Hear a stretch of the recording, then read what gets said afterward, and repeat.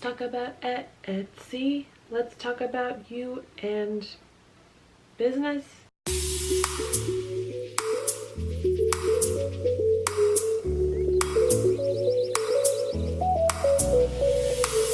Hey everyone, welcome back to my channel. Today we are talking all about planner sticker shops and what I would do differently if I was to open my sticker shop today, like right now.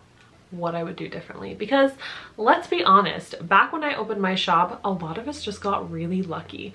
A lot of us just got in at the right time and it worked. I don't think any of us expected it to work so well, but it did, and I think a lot of that came down to timing. Nowadays in the planner world, it is a lot harder to open a shop. I'm not saying it's impossible because there are new shops popping up every day, but it's a lot harder and there's a lot more things that you have to consider and a lot more ways that you kind of have to be more professional from the get-go. I feel like a lot of us were just kind of like flying on the edge of our seats, like not knowing what we were doing, but just hoping for the best. I remember back in the day, I used to just have new releases whenever I wanted. I would design a sheet and I'd be like, hey, I listed this.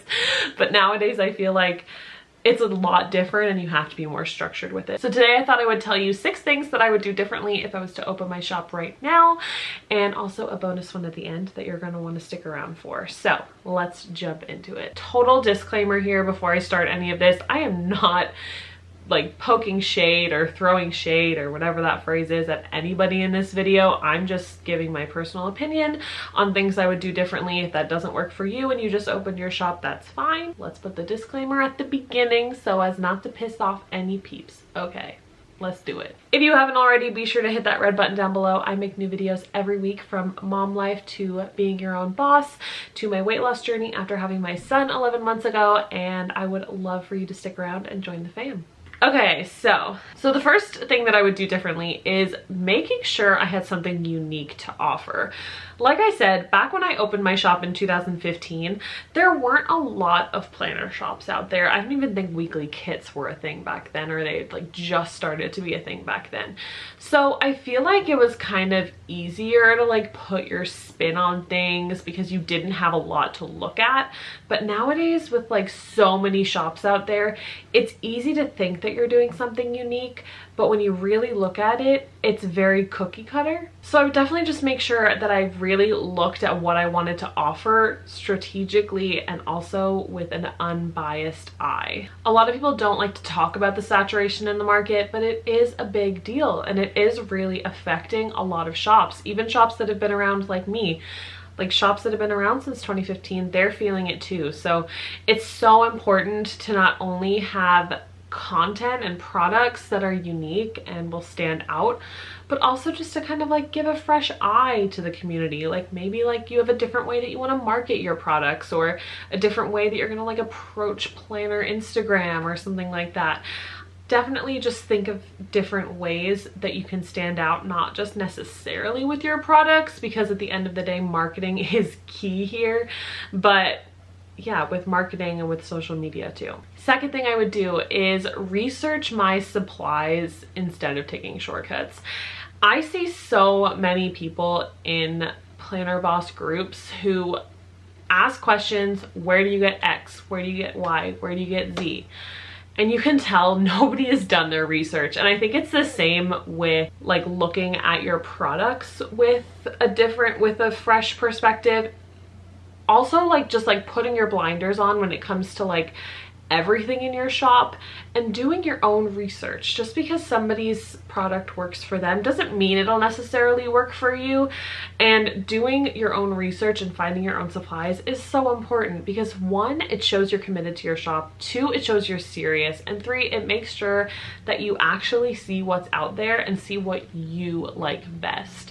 I don't think there's anything worse than seeing somebody who comes into this community and just wants to take shortcuts, because it's not fair to the people who haven't taken shortcuts, but also I just don't think it's the right way to approach business. Number 3, I would make sure that all of my social medias matched my shop name and that they were all available before I decided on a name.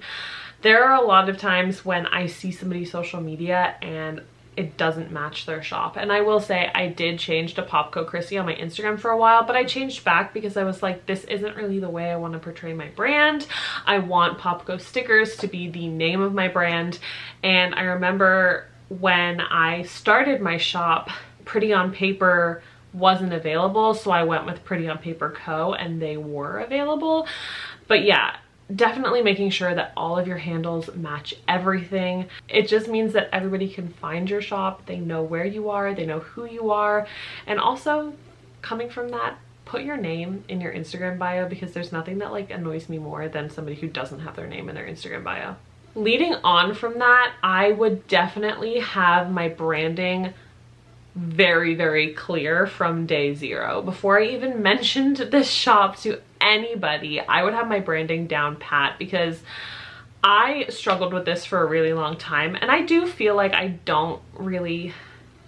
think I still kind of struggle with it, if I'm being perfectly honest. I don't feel like I have like the POPCO aesthetic that I see like a lot of other shops do. Like one shop that I think does this so well is Villa Beautiful. Like, it is Villa Beautiful everywhere you see Tiff. Like, her office is Villa Beautiful. Her Instagram feed is Villa Beautiful. Her website is Villa Beautiful. And she just kind of like emulates Villa Beautiful. And that's what I think all brands should be. They should emulate that brand. Like Erin Condren, you walk into an Erin Condren store, you know it's an Erin Condren store.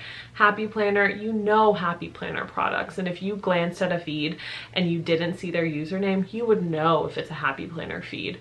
So I think that's just really, really important to get your branding down, to get your message down, to get who your target customer is down, to get all of those things down, so you're not just like throwing different products into the wind and just hoping one sticks. Knowing who your customer is and who your brand is so important. Coffee break. My fifth tip is to engage with the community. I see a lot of people who are afraid to engage with the community, or just don't really put themselves out there, don't really show that they're planner girls behind their sticker shop. And I know it's hard. Like, running a social media account is not easy. And I definitely have struggled with this from time to time, but make sure your feed isn't just overwhelmed with product. Make sure you're actually showing that, hey, I am a person in this community. I use a planner. Here's my planner. And a lot more people will kind of be more open to like receiving you when you do open your shop. So definitely make sure you engage with the community, shop with other shops, talk to other shops on Instagram, reply to people's stories. Make sure that people know who you are and that you exist. There are just so many shops popping up that like there's a lot to choose from. Like, if I'm being perfectly honest, a lot of shops are cookie cutters of each other. There's a lot to choose from. And I've said this time and time again, I've said this for years. People don't shop for your products. They shop for you because they know you and they know your brand and they trust you and they want to support you. They could get stickers anywhere. In the 144 stickers that are taking place in the collab sale this weekend, they could get weekly kits from any one of those shops. So why should they choose you? Because it's you. So make sure that you're known, make sure you put yourself out there, and don't be afraid to go on camera. Don't be afraid to put your face out there, because faces convert 10 times more than hands and just products do on Instagram stories. So don't be afraid to put your face out there. That's what filters are for if you're uncomfortable. My sixth tip, set a schedule and stick to it. This is something I struggle with so much, and you can probably tell a lot of these things are things that I need to be doing too in my business. But setting a schedule is so important. Your customers know when something's going to happen, exactly when it's going to happen. They know you're going to have new releases, so they need to have money ready. They know you're going to post sneak peeks on this day, so they got to be ready. They know when you're going to be where, and it just helps things run a little bit more smoothly. And it also like helps keep your presence up if you do like kind of like take a back seat to like Instagram for a week. People still know like you have these coming up, like you have new releases coming up next week, so like they're not like checking out or forgetting about you because it's in their mind. So having a schedule and sticking to it, and share that schedule if you feel like it. I kind of go back and forth with oversharing schedules, like saying I'm gonna do X, Y, and Z at this time and this time and this time, because I feel like there are a lot of brands who don't necessarily share all of their sale dates, and that's something that I've struggled with collab sales for a really long time, is when collab sales announce sale dates so far in advance, like a month in advance. It really bothers me, and you'll know if I'm in a collab sale, I don't really announce my collab sale presence until like a week before, because it just bothers me that your customers know about a sale. And I know if you're a customer that might annoy you, but from a business standpoint, I don't understand like the whole like knowing about a sale 3 weeks in advance and knowing that this product is going to be discounted. So yeah, if you're comfortable sharing your schedule, even a loose one, just your new releases, for example, definitely share it. But yeah. Okay, I also thought of 2 bonus tips. Sorry. So I lied. This is 7 tips plus a bonus tip. But my last tip, get an email list from the very beginning of your shop journey. If you think about it, and I know what people think, this bothers me so much when I see posts on Instagram saying, Instagram doesn't own my content. My pictures are my own. Sorry, but they do. Like the second you upload a picture to Instagram, that's their picture. They can do whatever they want with it. They can do whatever they want with your feed and your profile. Facebook's the same way. They could shut you down. They don't care. So make sure you have an email list. It's the only thing that you actually own. If you have an email list, you own those emails. You own the right to email those people, and you can move them from one platform to another. If Instagram goes down tomorrow, you have a way to contact your customers. So make an email list. It's super easy. It doesn't have to be like really complex, and like you don't have to send like fancy newsletters every week, but just make an email list and make sure that it's there and people know about it, because I think it's the most important platform that you can have. So my bonus tip, if you feel so overwhelmed with all of this stuff when it comes to your planner shop or your Etsy shop or whatever you're opening watching this video, hire someone to help you who knows what they're doing. I would have benefited from this so much if I had thought about it back in the day, to actually hire a virtual assistant or someone physical to like come in and take pictures for me or anything like that.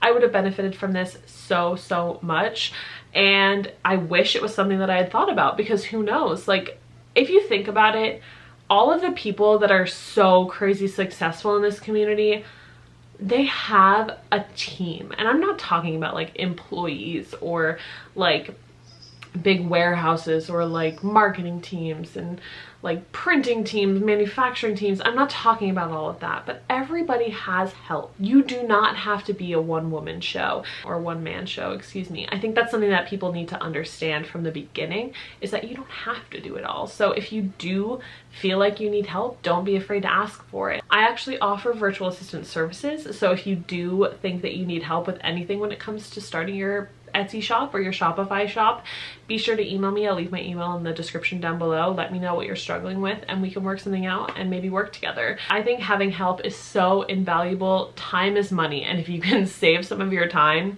it is invaluable. So those are my tips for what I would do if I was opening my Etsy shop right now.